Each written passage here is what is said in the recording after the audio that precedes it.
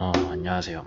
선박 종합설계 14주차 두 번째 수업이고요. 이게 이제 마지막이거든요.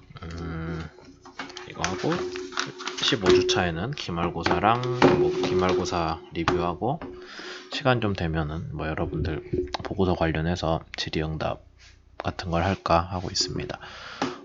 그래서 14주차 두 번째 수업에는 구조설계 관련 내용이고요. 보시면 아시겠지만은 작년 여름에 했던 선박설계 컨테스트 수업 자료고, 그 다음에 구조설계가 89쪽이나 되기 때문에 분량이 되게 많아요. 그래서 처음부터 끝까지 다 할 수 있을지 모르겠네요. 우선 필요한 얘기들 위주로 하겠습니다. 왜냐면은 요게 보시면은 89쪽짜리인데 이런 것들은 사실 우리가 여기서 다룰 거 아니잖아요. 이미 알고 있기 때문에. 그 다음에 뒤쪽 보면은 구조설계 관련한 얘기들이 쭉 있어요. 근데 상당 부분은 우리가 수업에서 다뤘던 내용이고, 그 외에 좀 새로운 게 있다면은 특별히 얘기를 하도록 합시다. 이런 건 넘어가고, 이것도 딱히 할 얘기 없죠. 우리 수에즈 막스 하고 있다 정도만 알고 있으면 됩니다. 넘어가고요. 쭉 넘어가고, 이제 이런 거나 좀 얘기를 할게요. 선체 구조를 관련한 구조 형상을 결정하는 것들이 뭐가 있냐라고 하면은, 우선 배 껍데기 선체에 대해서 저항 추진 얘기를 해야겠죠. 그 다음에 혹시 필요하다면 조종 성능이나 내양 성능을 만족하는 선형의 배 바깥 형상이 정해질 거예요. 그러면은 걔가 제일 중요할 거고요. 그 다음에 규정들도 이제 만족을 해야겠죠. 여러분들이 이제 많이 봤으니까 이번 수업을 하면서 더블 헐을 쓴다, 아니면은 연료 탱크에도 마폴 규정이 들어간다거나 그런 것들을 이제 반영을 하셔야 될 거고, 그 다음에 이런 것들을 직접적으로 설명을 하고 있는 게, 우리는 지금 KR에서 봤으니까 KR 규정을 여러분들이 보셨죠. 거기에 나와 있는 규정들을 만족을 해야 된다라고 이해를 하시면 되고, 그 다음에 이거는 선형이랑 비슷한 얘기 같은데, 성능 변화는 넘어가고요. 그 다음에 기자재, 배에 들어가거나 배를 만드는데 필요한 장비들 그런 것들이 어떻게 들어가냐에 따라서 배의 구조 형상도 바뀐다라는 거죠. 그 다음에 제일 중요한 거는, 여기에서 새로 나오는 것들 중에 제일 좀 얘기를 하고 싶은 거는, 옛날에는 배를 만드는 방식이 지금하고 달랐기 때문에 배 구조 구성도 달랐어요. 그러니까 제일 옛날에 나무 가지고 배를 만들 때는 용골 같은 거를 먼저 깔고, 용골이라는 게 배 구조를 주로 하는 제일 두꺼운 부자재예요. 그게 용골이고, 옆에다가 이런 식으로 늑골을 깔고, 그 다음에 늑골들 사이를 판으로 막았거든요. 이런 식으로 판으로 막는 식으로 배를 만들었는데, 이제 옆에서 본 모양이에요. 그래서 결국에는 외판들하고 이 용골만 좀 보이겠죠, 밖에서 보면은. 이런 식으로 배를 만들었는데, 나무로 만들 때, 그 이후에 철로 배를 만들 때도 초반에 용접 없을 때는 이런 식으로 만들었어요. 용골 깔고 킬이라고 하는데, 그 다음에 옆에다 늑골을 깔고 그 밖에 판을 붙였거든요. 그런 식으로 했으니까 배의 구조 형상도 단면을 잘라보면은 결국에 밑에 킬이 있고 옆에 단면이에요. 늑골이 깔려있고 밖에 플레이트가 붙어있는 형상이겠죠. 그러니까 배 형상이 옛날식으로 배를 만들다 보면 이렇게밖에 안 나오는데, 이런 식으로 돼 있을 거예요. 근데 이제 블록 분할이 있고 용접을 한다거나 하는 식으로 했으니까, 우리가 이제 알고 있는 그 외판에다가 구조재들을 붙이는 그런 형식의 단면 형상, 구조 형상이 이제 나오게 되는 거죠. 그래서 옛날이랑 지금 배랑 단면 형상이 달라지게 된 거는 배를 만드는 방식이 변화를 했기 때문이다. 배를 만드는 기술이 발전했다가 제일 맞고, 그 다음에 원가 절감을 해야 되니까 필요 없는 데는 최대한 빼겠죠. 넘어가겠습니다. 그 다음에 규정 관련해서 얘기를 하자면은, 우리가 지금 선박설계 컨테스트 규정 따라서 할 때는 KR 가지고 하고 있는데 KR은 우리나라 성급이고요. 각 나라마다 성급들이 따로 있어요. 그러면 뭐 미국은 ABS가 있고 그 다음에 지금 뭐죠? DNV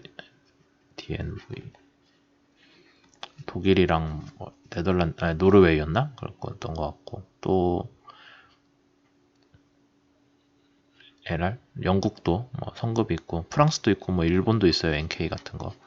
이런 데들이 각각 자기네 나라 성급들인데 거기에서 규정들을 만들고 있거든요. 근데 여러분들 혹시 그 KR 가가지고 보셨으면 아시겠지만은 거의 모든 규정들이 배 안전에 대한 거기 때문에 구조 설계에 대한 부분들이 많이 있어요. 규정들이 많은 비중을 차지합니다.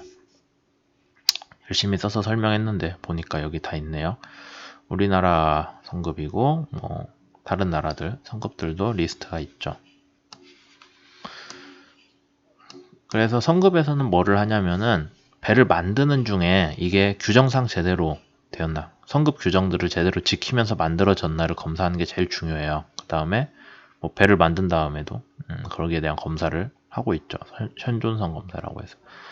이거는 배 구조적인 설계에 대한 문제고, 그거 말고 정부 대행하는 검사라는 거는 특히 IMO에서 만든 규정들을 지키는지 여부예요. 그러니까 이거는 배의 뭐 구조적 안전성들보다 환경에 대한 영향, 우리가 뭐 EEDI나 그런 거 하고 있듯이, 그 다음에 선박에 탄 사람들의 안전, 이거는 환경에 대한 안전이고, 선박을 탄 사람들에 대한 안전이고, 그 다음에 이건 배의 보건성 아니면 안정성에 대한 문제들이 되겠죠. 그래서 그런 것들을 다 만족을 하는지에 대한 검사를 대신해주고 있는 게 또 성급의 중요한 일이 됩니다. 우리가 구조 설계 관련해서는 선박의 구조적인 강도, 구조 강도에 대한 여기에 대한 규정만 우리가 주로 보면서 지금 선박 종합 설계를 하고 있죠. 이쪽 넘어가겠습니다. 그래서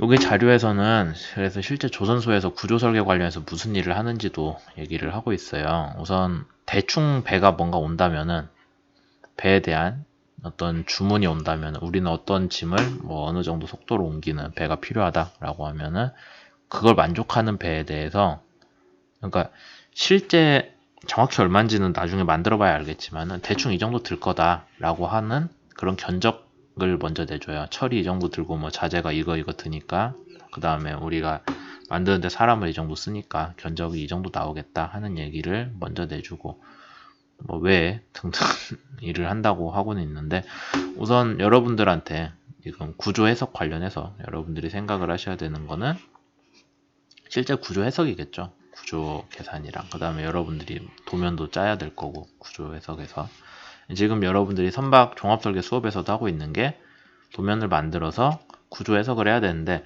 작년까지는 구조 해석 프로그램으로 뭐 시트러스트 같은 전문 프로그램 썼는데, 올해는 그 프로그램을 그냥 막 돌리는 게 여러분들한테 도움이 될 것 같지는 않아서 그 KR 규정 참고해가면서 그냥 중앙 횡단면 위주로 하기로 했었죠. 그러니까 여러분들이 실제 그런 해석 프로그램을 쓰는 것도 뭐 물론 중요하긴 한데, 제가 생각하기에는 선박 종합설계 수업에서는 그냥 그런 것보다 실제 그 규정이 어떻게 적용이 되는지 그런 거를 좀 이해하는 게 중요하겠다 싶어서 그거 위주로 우리가 수업하고 있는 거 알고 있죠. 이런 거 그냥 넘어가도록 하겠습니다. 그래도 최종적으로 여러분들이 구조 설계를 했다면은, 지금 우리가 하는 거는 미드십 섹션밖에 없는 거죠. 그 다음에 뭐 덱 플랜 같은 거는 사실 요거는 지금 뭐 일반 배치 쪽에서 오히려 더 하고 있는 것 같고, 제가 보기에는 이건 생산할 때 들어가는 건데, 원래 개론 때 한번 나오고 그 뒤로는 안 나오는 것 같은데, 여러분들 수업에서 이게 실제 이제 배 만들 때 외판들이 어떻게 배치되는지 그런 것들 보여주는 그림이고요. 그 다음에 꼭 믿으신 말고 다른 데들도 배를 이렇게 착착 잘라가지고 단면을 보여줄 수 있겠죠. 그럼 그 각 단면에서 뭐 배치도라거나 아니면은 구조 강도들이 어떻게 되는지 그런 것들이 이해할 수 있으니까, 여러분들이 우선 내야 되는 거는 얘고, 그 다음에 뭐 혹시 더 관심이 있다면은 이런 것들 제출을 할 수가 있겠죠. 저는 넘어가겠습니다. 그래서 배가 하나 있다고 하면은 요게 배예요. 잘 보일지 모르겠지만 그러면은 1번 미드십 섹션 여러분들이 내야 되는 거죠. 그 다음에 여기 잘 보시면은 4번, 5번 여기 엔진룸이겠죠. 선미, 엔진룸, 화물칸, 선수. 거기 네 군데에 대해서는 단면을 그릴 수가 있다. 뭐같이? 미드십같이 단면을 그릴 수가 있다라는 게 그냥 여기서 하고 있는 얘기입니다. 그 다음에 나머지 뭐 콤프로랑 그 다음에 외판 전개 같은 거는 우리가 지금 할 거는 아니죠. 이쪽도 넘어가도록 하겠습니다. 다 옛날에 배웠을 법한 내용들이라서 여기 그냥 하고 있는 게 이거예요. 몰디드라고 붙어있는 형이니까 철판 두께 빼고 잰다. 철판 두께 빼고 재는 거. 폭도 철판 두께 빼고 내부만 재는 게 형폭. 그런 얘기 하고 있죠. 그 다음에 이제 여러분들이 배 단면을 봤을 때 사실 이것도 그렇게 우리가 지금 쓸 건 아닌데 이건 실제 그 외판들이 어떻게 붙냐에 대한 거거든요. 그러니까 뭐 브라켓을 달아가지고 연결한다거나 브라켓이라는 게 철판 있으면 여기 사이 이렇게 연결하는 그런 부자재가 브라켓이에요. 그 다음에 뭐 브라켓을 양쪽에 단다면은 이런 식으로 다는 거. 그 다음에 용접이 기본이겠죠. 마크가 없다면은. 그냥 뭐 그런 거라서 실제 여러분들이 생산을 할 때 얘기를 하는 걸로 이해를 하시면 되겠습니다. 물론 어떤 식으로 용접을 하거나 브라켓을 하는 것도 실제 구조 성능에 영향을 줄 수는 있는데 근데 뭐 그게 지금 우리 수업 수준에서 다루고 있는 건 아니기 때문에 그리고 제가 이거 정확히 제 연구 분야가 아니라서 제가 뭐 함부로 얘기를 하기가 좀 그렇네요. 아마 구조 수업에서 잘 다루고 있을 걸로 생각을 합니다. 쭉 넘어갈게요. 이것도 뭐 그냥 용접할 때 얘를 그냥 붙이는 게 아니라 이렇게 잘라가지고 여기 베벨이라는 게 사선으로 친 게 베벨이거든요. 그래 여기 해가지고 여기에 뭐 용접을 하면 좋네 마네 그런 얘기겠죠. 이것도 별로. 그러니까 실제 용접을 어떻게 하냐, 접합을 어떻게 하냐의 문제인데 그게 지금 우리 수업에서 다룰 건 아니라서 그냥 여기부터 얘기를 하겠습니다. 이제 여러분들이 실제로 내야 되는 건 중앙 횡단면도인데 기본적으로는 오른쪽 걸 내는 거예요. 그래서 이게 뭐냐면은 얘가 외판 그 다음에 여기에 뭐 스티프너들이 달리고 뭐 여기 이중 선체죠. 더블 바텀이 달리고 뭐 빌지가 있고 그런 형상을 해가지고 이거 가지고 뭘 했냐면은 여러분들이 2차 모멘트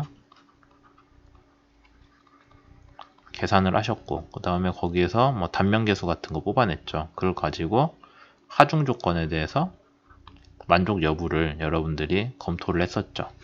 그래서 거기에 쓰는 단면도고 그 다음에 이쪽은 아마 그 여러분들 저기 중앙 단면 도면 보면은 오른쪽은 그래서 제가 얘기한 그런 2차 모멘트 계산용으로 쓰는 거고 왼쪽엔 뭐가 있냐면은 횡방향 부재들이 있다면은 이런 식으로 배치가 된다라는 거예요. 그러니까 기본적으로 배의 단면이 이 오른쪽에 있는 그림으로 쭉 나와 있는데 중간중간 이런 면이 끼어가지고 배의 횡강도를 제공을 한다라고 이해를 하시면 되죠. 외판 전개도 다시 나왔는데 그냥 얘기만 하자면은 중앙 횡단면도 외판을 먼저 이렇게 외판을 그려놓고 거기에 연결된 종부재 위주로 종부재의 배치를 쫙 펴가지고 이런 식으로 배의 외판이랑 거기에 연결되는 종부재들이 어떻게 된다라는 거를 보여주는 그림이에요. 딱히 수업 중에 볼 일은 없었던 것 같은데. 그 다음에 여러분들이 지금 구조 설계를 할 때 여기 중앙 횡단면 기준으로만 하고 있는데 사실 선수 선미도 뭐 나름대로 이 설계라는 의미가 있을 거예요. 거기에 대해 설명을 하고 있습니다. 그러면은 여기서는 뭐 기관실이랑 선미 쪽, 대개 엔진 기관실이 선미 쪽에 위치를 하기 때문에 그렇게 되어 있을 때 뭐 말은 그렇게 써놨는데 여기에 엔진 자체가 무겁기 때문에 그 밑에 판에 대한 최소 배치 그 기준이 있거든요. 물론 여러분들이 거기랑 더해가지고 선미 배치도 생각을 하셔야죠. 엔진이 있으면은 거기서 축이 나와서 프로펠러랑 직접 연결이 되게끔 되게 설계를 하니까 배 제일 밑바닥에서 선저에서 여기 이중저 안에 거리가 있다면은 그것도 고려를 해야 되고 여기 간의 거리도 고려를 하셔야 돼요. 그렇게 해야 되는데 어쨌든 그런 것들이 있고, 그 다음에 엔진이 특별히 무거우니까 여기 사이에다가는 보강재를 더 깔아야 된다 라는 게 찾아보면 거기에 대한 규정이나 설명이 있거든요. 근데 뭐 우리가 거기까지는 수업에서 반드시 해라 라고는 안 했는데 혹시 여러분들이 관심이 있다면 더 볼 수 있겠죠. 그 다음에 이거 배가 파도 중에서 오락내리락 할 때 수면이랑 배가 올라갔다가 수면이랑 쾅 하고 만나면서 충격을 받는 게 슬래밍인데, 선수 선미 둘 다 슬래밍이 발생할 수 있어요. 그래서 선미가 만약에 선미 밑바닥이 판판하다면은 슬래밍이 발생할 수 있다. 그럼 거기에 대한 강도도 해야 되고, 그 다음에 부어링이 배를 떠내려가지 않게 고정을 해주는 거잖아요. 그러니까 그냥 이 부어링을 대충 배 철판에다가 대충 달아놓으면은 뭐 너무 큰 힘이 가해지면은 배랑 무어링 장비랑 연결된 부분이 뜯어나가겠죠. 그러니까 무어링 장비도 배 전체 하중을 이게 전달될 수 있게, 배 전체 관성을 버틸 수 있게 충분히 단단한 데에 설치가 되어 있어야 된다라는 거예요. 그런 얘기하고, 뭐 러더도 배를 꺾었을 때 되게 큰 힘이 걸리거든요. 배를 선회를 시킬 만한 힘이 걸리니까. 그러니까 러더 부분도 원래 상당히 보강이 되어야 된다라는 거죠. 물론 여러분들이 이거를 지금 다루지는 않았지만 이런 것들도 생각해야 된다라는 거 좀 알아두시면 좋겠어요. 그 다음에 화물창은 국부적으로 이 바다에서 들어오는 압력, 그러니까 이렇게 화물창이 있으면은 수심이 깊어질수록 커지잖아요. 근데 여기 안쪽은 뭐 우린 유조선이니까 안에 액체 압력이 가해지는데, 그게 아닌 배라면은 그냥 밖에서 가해지는 수압이 더 크겠죠. 그런 데에 대한 압력, 그 다음에 우리 그 유체 내부에 가해지는 유체로 인한 화물창 유체로 인해 가해지는 압력 등들도 생각을 해야 되는데, 우리는 지금 이중선체를 하고 있기 때문에 여기 안쪽은 대기압이에요. 뭐 발라스트 워터를 채우지 않았다면, 발라스트 워터를 채웠다면은 거기에 대한 수압이 걸릴 거고, 밖은 그냥 수심에 따른 수압이 걸릴 거고요. 여기가 수면이라면 안쪽은 원유를 채웠으니까 원유로 인한 압력이 걸리겠죠. 여기가 만약에 밸러스트 탱크가 비웠다면 대기압이니까 양쪽에서 똑같이 압축되는 힘이 가해지겠죠. 외판은 밖에서 안으로, 내부 화물칸은 안에서 밖으로 미는 힘이 걸릴 거니까 그걸 버텨야 된다 라는 얘기가 로컬 하중에 대한 얘기예요. 그 다음에 뭐 종강도는 배가 이렇게 쉬는 방향에 대한 모멘트니까 거기에 대해서 적정한 단면 계수 이미 계산했을 걸로 제가 생각하고 있는데, 뭐 그런 것들 결정도 하셔야 되겠죠. 그 다음에 횡단면 형상 유지를 위한 횡강도라는 건 배를 위에서 봤을 때 뭐 파도가 분다거나 뭐 어떤 이유 파도가 온다거나 하는 이유로 배가 뭐 이런 식으로 돼 있을 때 배가 전단력이 걸릴 거잖아요. 이렇게 거기에 대한 게 횡강도가 되겠죠.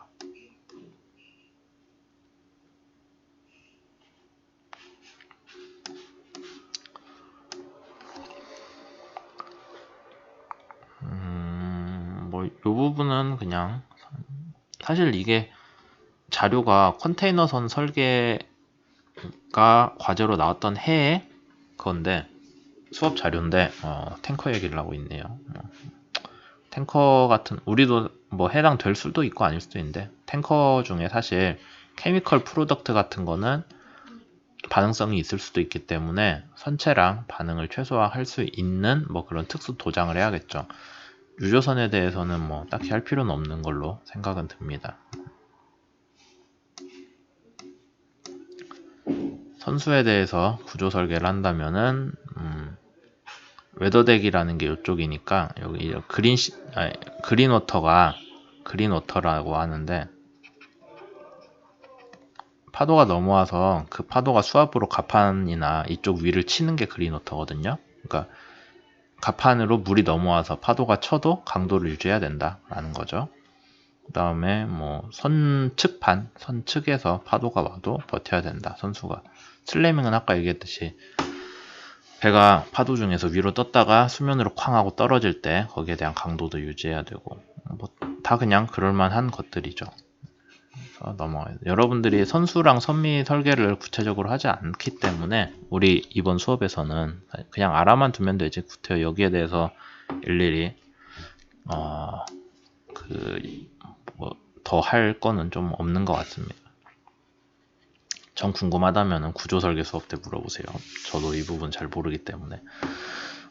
선실 설계에 대해서는 철판이 그렇게 두껍지 않아요. 왜냐하면 선실 위쪽은 얘 자체가 힘을 받는 데가 아니잖아요. 여기 아래쪽은 뭐 두꺼운 철판을 쓰겠지만, 그래서 얇은 판을 쓰니까 뭐 만들다 보면 변형이 될 수도 있다 하는 것들. 뭐 진동 위주로 생각을 해야겠죠. 밑에 엔진실이 있기 때문에 엔진에서 발생하는 진동이 그대로 선실로 올라올 수 있어요. 그래서 그런 것들을 고려를 해야 된다라고 되어 있네요. 여러분들 여기는 치수 결정인데 여기 뒷부분이야 뭐 하지 않았지만 앞쪽은 아마 여러분들이 KR 규정 확인하면서 거의 봤을 거예요. 플레이트 두께 먼저 정했죠. 그 다음에 거기에 대해서 스티프너라고 철판이 있으면은 올라와 있는 애들 그런 거랑 그 다음에 거더들 뭐 그런 거 두께 그 다음에 돌출 높이 등등을 여러분들이 계산을 했었죠. 뭘 기준으로 계산을 하냐라고 여기 설명이 되어 있자면은 특히 외부의 수압으로 인해서 뭐 아니면은 그건 정저가 중이고 수압은 그 다음에 동저가 중으로 파랑으로 인한 힘도 있었죠. 그런 것들이 우선 판을 때리고 그 다음에 여기에 대한 보강제들이 버티고 등등으로 이렇게 지나간다 라고 이해를 하면 되겠습니다. 뭐 구조증 여기도 그래서 실제 배 구조 해석은 어떻게 하냐라고 하면은 배를 하나의 보로 봐요. 거더로. 그 다음에 여러분들 하중 계산했었죠. 그럼 그 하중이 가해졌을 때 이 전체 보가 얼마나 휘나를 먼저 봐요. 그러면 모멘트가 이렇게 가해졌다라고 하면은 배를 휘는 방향으로 이런 이 방향으로 휘면은 우리가 세깅 호깅 중에서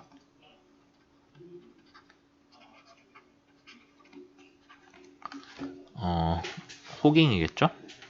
배가 선수 선미가 아래로 쳐지는 게 호깅이었던 것 같은데 네, 그렇게 했을 때 갑판 쪽은 늘어나고 아래쪽은 선저 쪽은 압축이 되는 형상이 될 거예요. 그러면 그렇게 힘이 가해졌을 때 그러니까 전체 굽힌 모멘트를 먼저 보시고 국부적으로 여기 있죠. 헐 밴딩을 먼저 한 다음에 그 다음에 여기에 대해서 국부적으로 압축이랑 인장이 걸리는 거를 또 계산을 해가지고 그 각각 부재들이 어떻게 버티는지 그 다음에 그 부재에서 또 하나의 판이 얼마만큼의 힘이 걸리는지 등등을 큰 거부터 작은 걸로 가면서 계산을 합니다. 그러면 이제 작은 거에서는 단순히 인장 압축이 아니라 얘가 좌굴이 일어나가지고 이게 철판 형상을 유지를 못하고 확 구겨진다거나 하는 것까지 확인을 할 수가 있겠죠.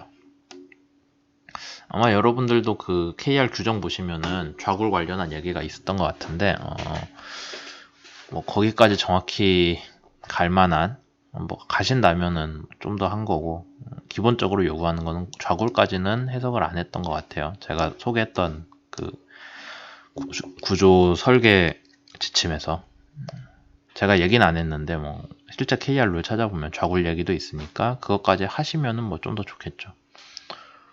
뭐 그냥 이런 것들 넘어가도록 하겠습니다.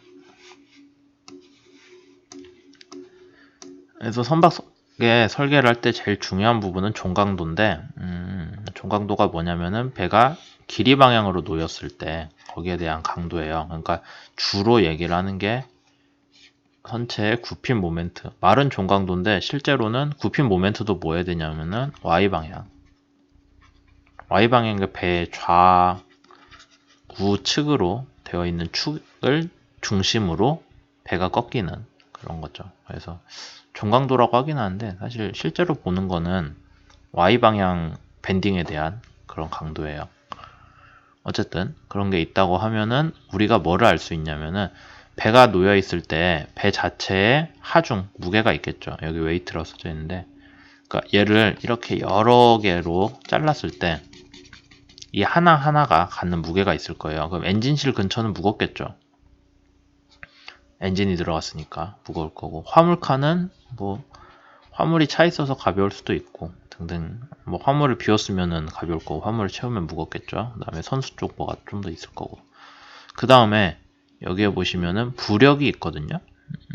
부력이 이거 점선일 텐데 그러니까 배가 물에 잠긴 부피에 대해서 부력이 나요. 그러면은 무게는 아랫방향으로 가야질 거고 부력은 윗방향으로 가야지겠죠.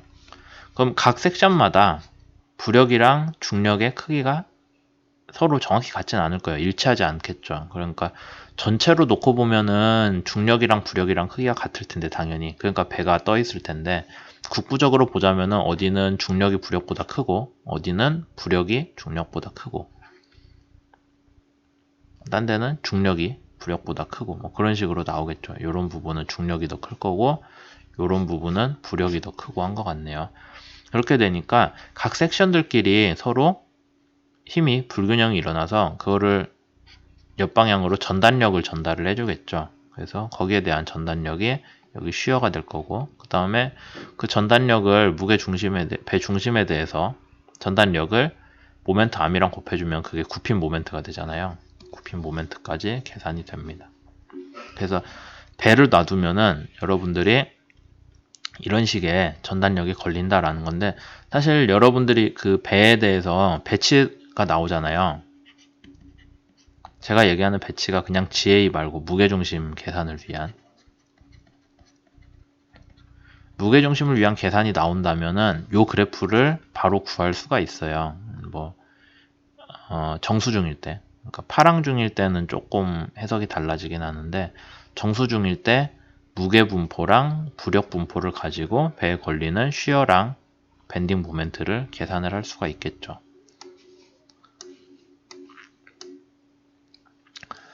뭐 그런 것들을 이제 하중을 안다면은 얘가 결과적으로 이렇게 굽혀지려는 여기 그림처럼 굽혀지려는 하나의 빔으로 놓았을 때도 위쪽은 압축, 아래쪽은 인장이 걸리는데 실제 배를 해석을 해도 결국에는 이런 볼을 해석하는 거랑 비슷하게 돌아갈 거다라는 얘기예요. 갑판 쪽은 압축이 되고 이런 밴딩 상태일 때 갑판 쪽은 압축이 되고 선전은 인장이 늘어날 거다, 들어갈 거다라고 이해를 할 수가 있겠죠.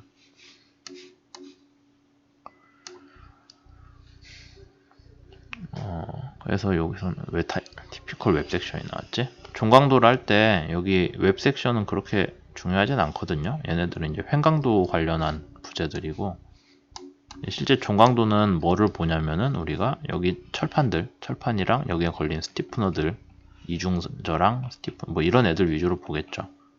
그래서 그런 분포를 가지고 여러분들이 2차 모멘트랑 단면 계수를 계산을 하면 된다라는 건데 여기서 하는 얘기 중에 하나 좀 알아두시면 좋은 게 처음 만들었을 때는 값이 얼마가 나오는데 그냥 두면 철판이 부식이 되잖아요. 부식이 되면은 그만큼 유효한 그 단면이 좀 줄어든다라는 개념이 있거든요. 그래서 여러분들 KR 룰을 실제 보시면은 거기에 부식으로 인한 보정치가 들어갈 거예요.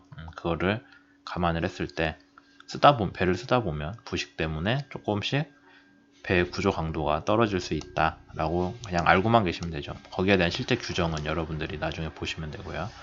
그 다음에 제로 인한 밴딩 모멘트 아마 이거는 여러분들 이미 그 과제에서 계산을 했던 걸로 알고 있기 때문에 그냥 넘어가도록 하겠습니다. 그래서 최종적으로 어떤 하중 조건이 주어졌을 때 배에 대해서 최소한의 모멘트 오브 이너샤 관성 모멘트 관성 모멘트가 아니잖아. 이거는 2차 단면에 대한 2차 모멘트죠.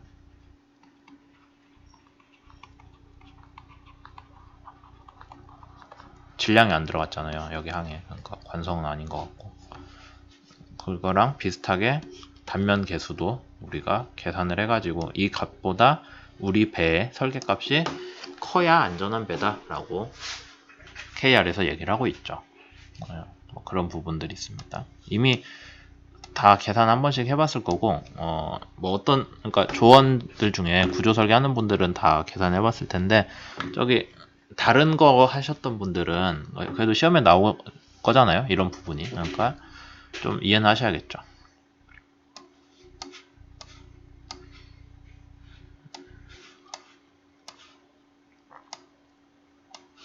뭐 그냥 쭉 넘어가도록 하겠습니다. 여기에 이제 종강도를 봤을 때 보니까 배가 선조 쪽이 와지끈하고 구겨지면서 부서졌더라, 이 부분이. 그래서 그게 왜 그랬냐라고 보니까 그게 좌굴로 인한 거더라. 버클링이 좌굴이에요.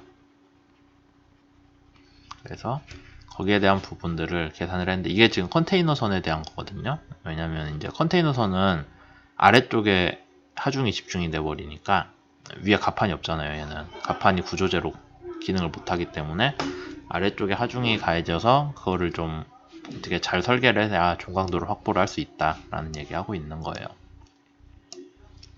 그래서 컨테이너선에 대해서 종강도 얘기를 하고 있는 거고, 우리랑은 관련이 없으니 쭉 넘어가겠습니다.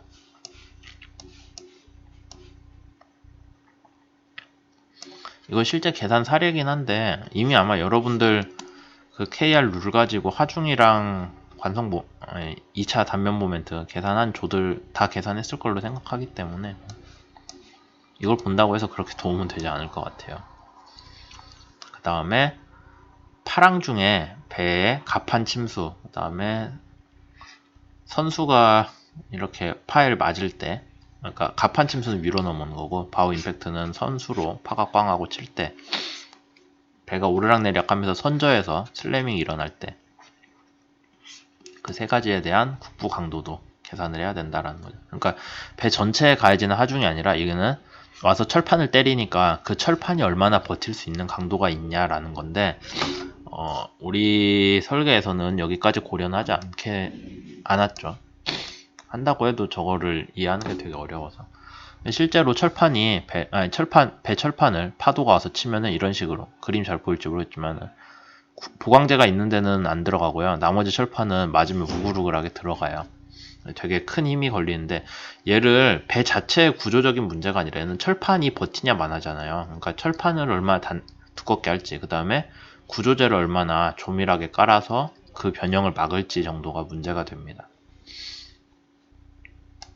그 외에도 이 화물칸 안에 액체 화물이 들어있을 때는 배가 움직일 때 안에 있는 액체도 같이 출렁출렁 하거든요. 그럼 걔가 움직이면서 화물칸 벽을 막 때리는데, 그로 인한 게 우리가 슬로싱이라고 하고, 슬로싱으로 인해서는 배 외판이 아니라 화물칸의 그 판들이 구조적인 문제가 발생한다라는 거죠.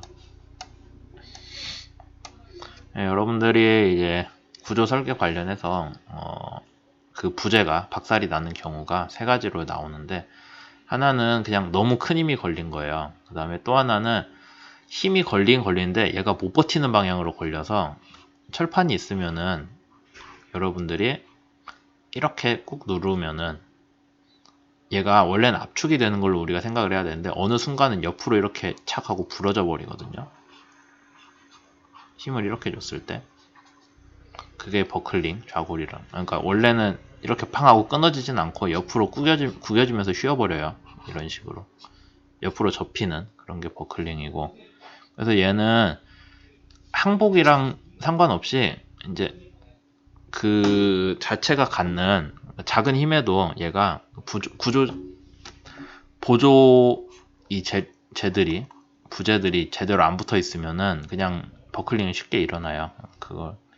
그런 얘기를 하고 있고, 얘는 그 KR 룰에도 피로 관련된 얘기가 있는데, 아마 여러분들 그 피로 계산해 보려고 한 사람들은 알겠지만은 피로에서 요구되는 하중값이 그 여러분들 계산한 실제 하중보다 좀 작을 거예요. 왜냐하면은 피로라는 거는 항복을 넘지 않는 능력에서, 그러니까 한 번에 부서지지는 않을 만한 그런 능력이 반복으로 여러 사이클이 걸리면은 얘가 크랙이 가면서 그게 전파돼서 깨지거든요. 그래서 피로 같은 것까지 고려를 하게 되어 있습니다. 근데 아마 여러분들이 실제로 보고 있는 거는 요거 위주로 해석을 했겠죠, 설계를.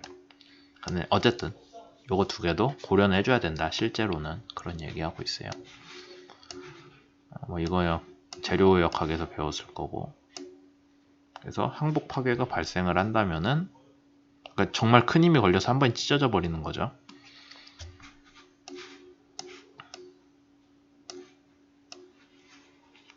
뭐 이런 식으로 끔찍하게 배가 부서졌다라는 거고. 버클링은 어떻게 발생을 하냐면은, 그냥 플레이트만 있다고 치면은 플레이트 축선으로 힘이 쭉 걸리면은 플레이트가 그냥 압축이 되는 게 아니라 어느 정도 압축이 되다가 얘가 확 하고 구겨질 거예요. 여러분들 종이 같은 것도 종이가 있다고 하면은 걔를 압축력을 주면은 여기서 하나요? 이렇게 버티다 언젠가부터 팍 하고 구겨지잖아요. 이런 식으로 과직하고 그런 버클링이 발생을 하니까 걔를 막아주려면은 이렇게 스티프너를 달아가지고 버클링을 막아주는 거죠. 그러니까 이쪽 방향으로 구겨지려는 힘은 여기 스티프너가 달려 있으면은 얘가 저항을 해줘요. 그래서 철판이 접히는 걸 막고, 다만 이 스티프너가 이쪽 방향에 대해서는 못 막아주겠죠. 그러면은 거기에 대한 또 부재는 따로 생각을 해야 될 거예요. 그 좌굴 얘기를 하고 있습니다. 사실 좌굴에 대한 식은 주어져 있기는 한데 우리가 아마 설계에서 우리 지금 수업에서는 쓰지는 않죠. 다만 여러분들이 알아두시면 나중에 실제 배 설계 관련해서 뭔가 할 얘기가 있을 거예요. 여기 이제 그림이 아까 제가 설명한 게 잘 나와 있는데, 이쪽으로 눌렀을 때 스티프너를 이 방향으로 깔면은 그냥 철판이 구겨지는 걸 막을 수가 없어요. 반대로 스티프너가 힘이 가해지는 길이 방향으로 잘 배치가 되어 있다면은 좌골이 일어나지 않고 버틸 수 있다라는 거죠. 이런 부분 넘어가도록 하겠습니다.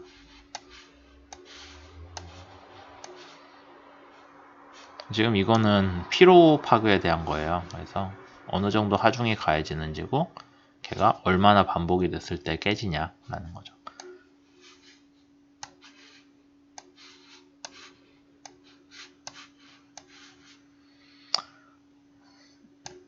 그래서 이건 이제 컨테이너 선 설계에 대해서 실제 설명을 하는 건데, 우리가 컨테이너 선 설계가 이번 그게 아니라서 그냥 이런 것들이 있다 정도만 아시면 되고, 여기서 다룬 게 이제 쭉 읽어보시면 알겠지만은, 그렇게 지금 우리 하는 일에 막 직접적으로 뭔가 들어갈 만한 그런 게 아니라서요. 네, 그냥 넘어가도록 하겠습니다. 이 부분. 그러니까 얘는 실제 컨테이너를 쌓았을 때 어떻게 되는 거지, 그 배 단면 설계 자체를 어떤 식으로 순서대로 간다라는 얘기가 아니어가지고 여러분들이 뭐 보셔봐야 바로 반영을 할 건 없고요. 그래서 이제 요런 데 보시면은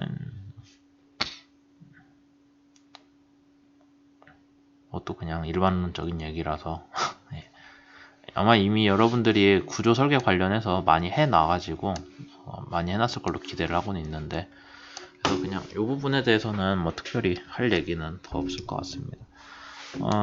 그래서 이제 여러분들이 구조 설계까지 그 작년도 선박 설계 컨테스트에서 수업 때 다뤘던 내용들을 보여드렸고요. 이거 말고 뭐 몇 가지 더 있어요. 전기라거나 뭐 등등 있는데 우리가 수업에서 다루는 게 아니기 때문에 이 부분을 그것까지 따로 하진 않았고요. 그 다음에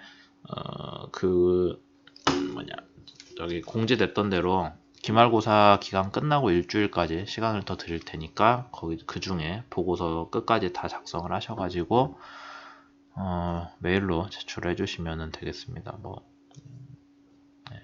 인쇄하라고 하면 쪽수가 너무 많이 나올 것 같아서 메일로 주시면 될 거, 파일로 내주시면 될 것 같고 PDF로 주시면 좀 더 좋겠죠. 그 다음에 기말고사는 뭐 어느 정도 공지는 해드렸지만 우리가 수요일 날 보나? 아니구나, 월요일 날 보네요. 15일 날에 기말고사를 볼 거고, 여러분들이 5파트로 나눠 가지고 일을 했기 때문에 한 파트에 문제 하나씩 20점씩 해갖고 나갈 거예요. 뭐 주로 서술형 위주로 갈 거고, 계산은 제가 보기에는 계산은 내지 않을 거니까 뭐 하는데, 다만 사이버 캠퍼스에 설명은 따로 드리겠지만은 서술형이고 오픈북으로 갈 겁니다. 근데 오픈북이라는 게 인쇄해서 가지고 오는 건 되는데, 뭐 여러분들이 저는 다 아이패드에 아니면 노트북에 파일이 들어있어서 그걸 봐야 돼요. 그건 안 돼요. 왜냐면은 여러분들이 뭐 서로 어떤 식으로 통신을 할지 알 수가 없기 때문에 그거는 허가는 하지 않을 예정입니다. 그래서 이제 한 학기 수업을 여기까지 했는데, 사이버 캠퍼스에다가 가상 강의로 열심히 올렸고요. 네, 뭐 학기 중에 여러분들이 그래도 뭐 질문사항 있으면 자주 와서 많이 물어봐가지고 그 어느 정도는 좀 도움이 되지 않았을까 하는 생각을 하고 있습니다. 그래서 수업은 여기까지 할 거고요. 다음 주에는 기말고사 리뷰는 제가 동영상으로 따로 올리도록 할 거니까는 한 번 더 동영상 올라갈 게 있겠네요. 그러면은 여기까지 하도록 하겠습니다.